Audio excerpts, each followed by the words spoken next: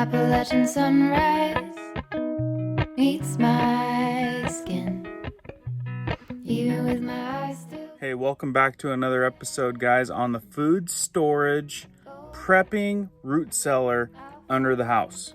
Today I'm going to show you a couple sweet tips, a couple different things that just the average person can do with like zero effort that hasn't done anything.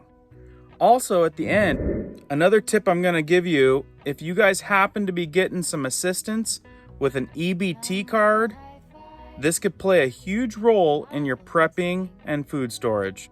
If picking up little tips like this, food storage, prepping, root cellar stuff that everybody can do, if this is your thing, be sure to hit that subscribe button. And you can even hit that bell up there, and it will notify you every time I put out a new video so you don't miss it.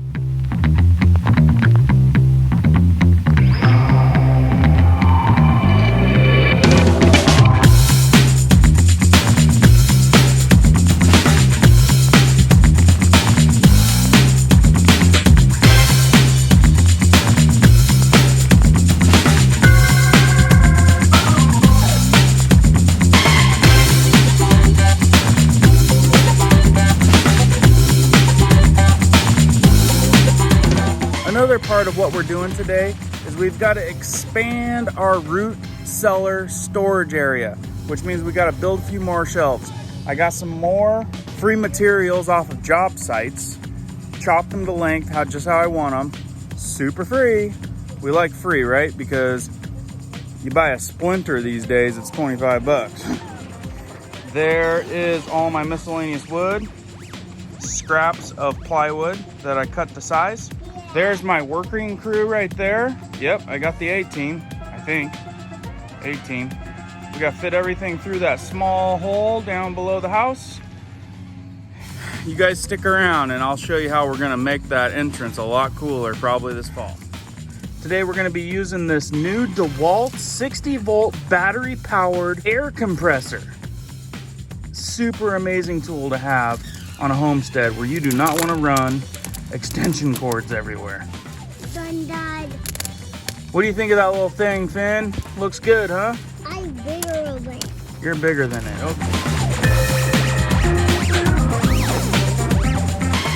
Hey guys, so that was the next step there on expanding the old under the house root cellar storage area.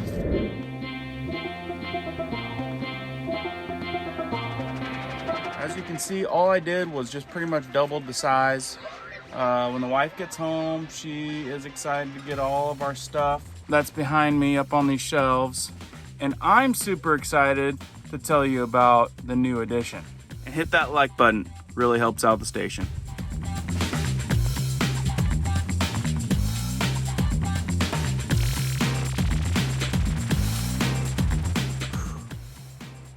All that stuff she bought filled up that whole shelf. Now I'm making an extra shelf before I can finish up this video.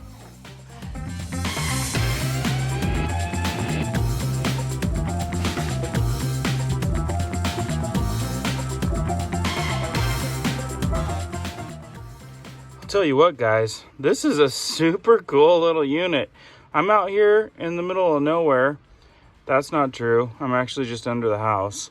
But I didn't have to run an extension cord. And this thing's been doing great. Holy smokes. With my staple nailer, I can actually shoot a whole bunch of times before it even starts recharging. When I do bigger stuff, it'll recharge a little bit more often, but I mean, it's a little tank. So I was recently asked from a friend, like, do you have mice problems or rat problems down there? And I told him, I'm like, no, I mean, it's underneath the house. So you got to really examine your perimeter. So right here, we've got all of our vents, and those have, I would say, about an 1/8-inch wire grid on them. So nothing's getting through there but spiders and, you know, small little bugs. So that's what I told them. And what I do about the bugs is we just let off a bug bomb down here. Probably once a year. I mean, we come down here, you see some cobwebs, you see some spiders. It's not a big deal. I mean, do some defense spray that you can pick up from Home Depot, that works too. This is those bug bombs that we buy.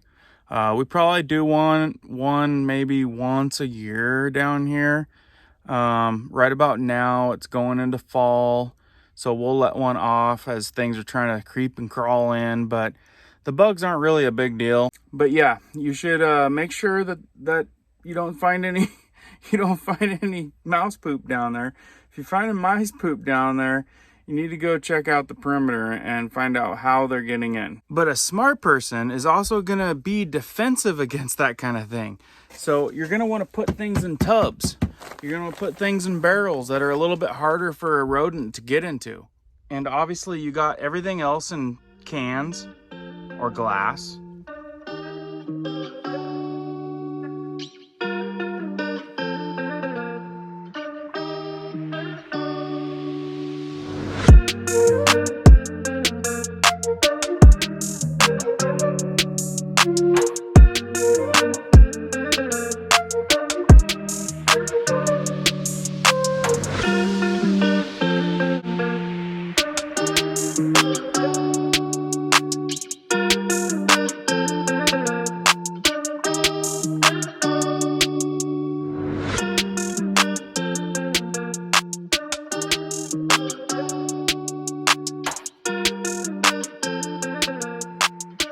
Okay guys, so here we go. I've added a couple things.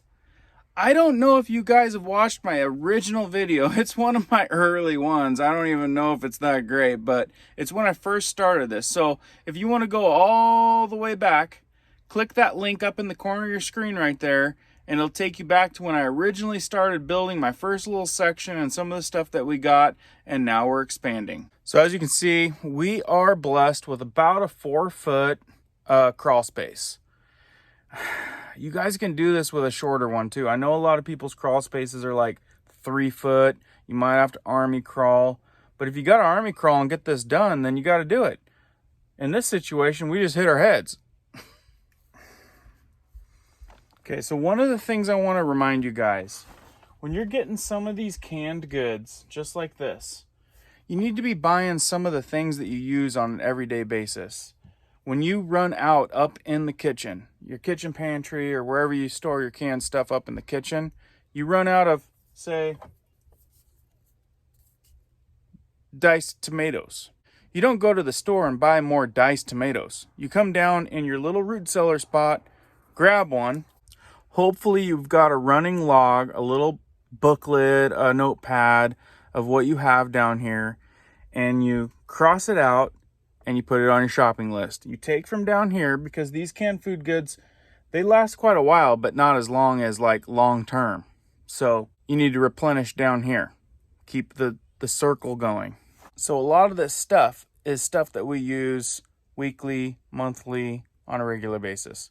We're just stocked up pretty good. Not everybody has time or knows how to can and make your own pickles, make your own tomato sauces.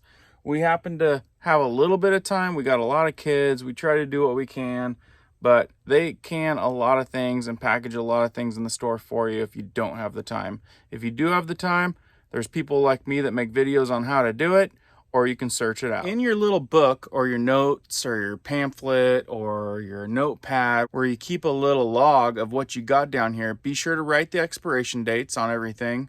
It's going to take a little bit of time to get started, but once you get the whole system going, you're going to be crossing things out, adding new things, and you're going to really feel like you're on top of it. But as you can see, we've got all of our lighting stuff in that pot. We got different type of candle lights stored down here. These airtight, food-safe barrels are just something that I picked up from a local factory for free.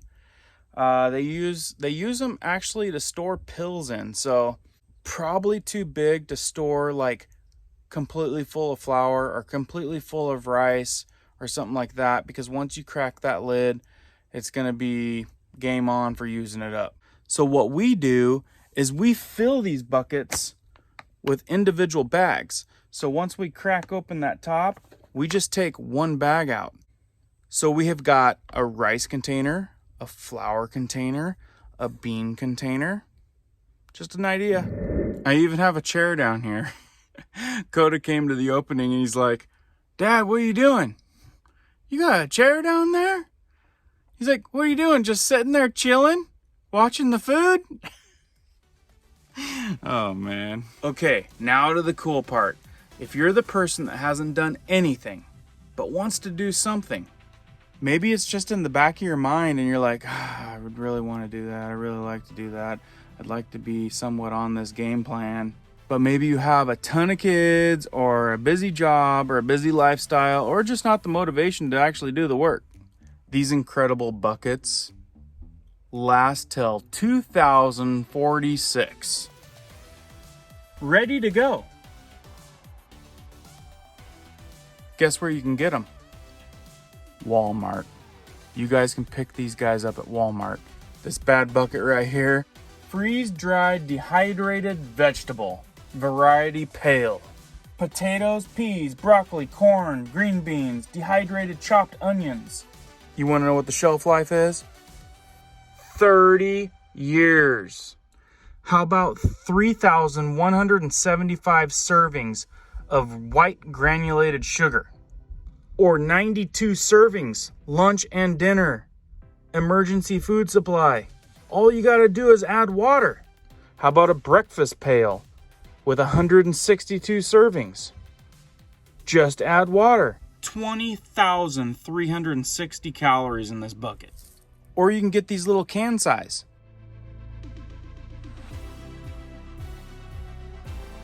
How about some fettuccine Alfredo?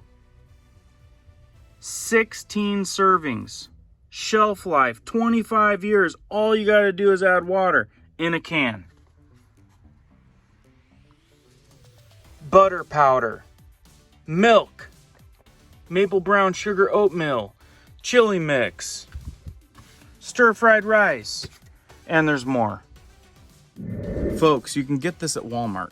You can get this at Walmart. So now something my dad does is every time he goes to Walmart, he picks up one can or one bucket and adds it to his little storage area. That's prepping without having to do much but go to the store and buy something that's gonna last a really long time. All you gotta do then is find a spot to put it. Now, if you've been thinking about doing something and you kind of want to do something and you haven't done anything, that right there, my friends, is a start, a super easy start.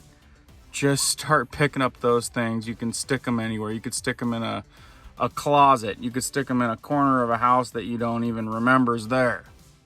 Remember that part where I told you that there's some cool benefits to if you have food assistance, EBT or whatnot? So I have some friends that are using the EBT card. The kids are getting EBT cards now. They've got hundreds of dollars coming in, thousands of dollars coming in for food assistance. Did you know that you can purchase these things on the EBT cards? You can also purchase seeds, fruit trees, all kinds of cool stuff that kind of fit in the old prepper, root cellar category. We live in crazy times. COVID times, pandemic times, business shutdown times. You need this shot, you need that shot, variant shots, what variant shots are coming, what other mandates are gonna come, what kind of other plagues are gonna come, we don't know what's coming, but we do know it's getting kind of weird.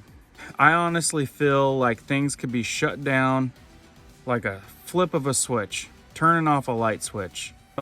Tomorrow, next week, anything could happen at this point.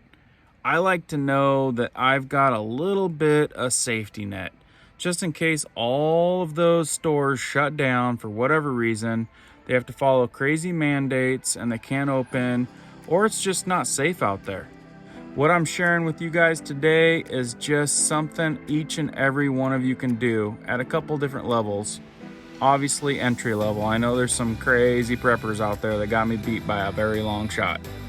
But if I could inspire you to get started, maybe give you a couple helpful tips, hints, motivate you, make a sweet video, then I feel like I've done my job.